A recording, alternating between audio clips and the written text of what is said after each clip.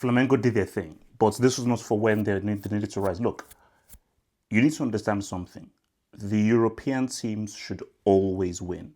There is no excuse for the European teams to be losing to non-European teams. When you look at the gulf in monetary power, the fact that any European teams have lost my winning name to FC Porto, what's up, Atletico Madrid, is actually super shocking.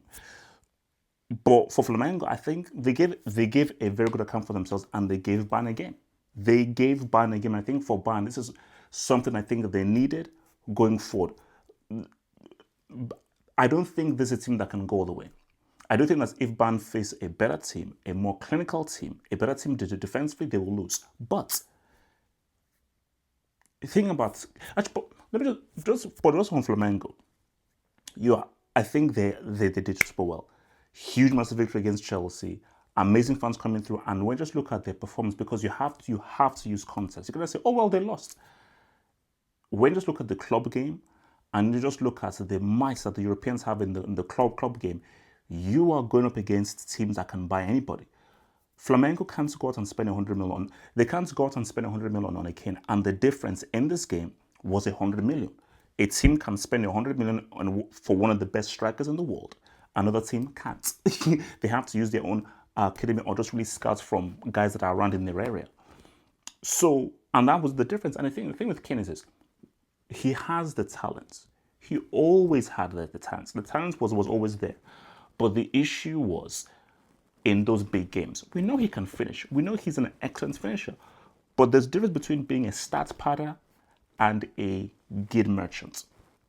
Being gid is not about how many goals you score, it's when you score. If you're a stats padder, of course you're going to dunk on freaking Pescara, Braunschweig, Lugo, and Scunthorpe. But can you score against Real in a final? Can you score against Barca in a semi? Can you score against a PSG or a City in a semi or a final? Those are what those elite strikers do. And until Kane does that at a high level and doesn't disappear and become Casper the Ghost in a major final, he'll always be known as an amazing stats padder. But don't put him next to the racist cannibal. Don't put him next to Lewandowski. Don't put him next to freaking Benzema. You know? So, but between him and Haaland, I'd probably have half Kane. Between him and Haaland, I would have Kane, because at least Kane is a much more mobile, better footballer, and even if he doesn't pass the eye test, he's got a higher test score than your boy. Shout out to Gerson. That was a great goal by Gerson, Flamengo player. Amazing goal. Goretzka rewind. Yes, he's still trash. They're still not feeding him anymore of his. But when he was on that, the guy was damn good. And that goal was just a reminder of what he was like during that treble, and he was on that. So shout out to boy Goretzka, man. Or should I say Jim Retzka, formerly Jim Retzka. So shout out to Bayern. They did their thing.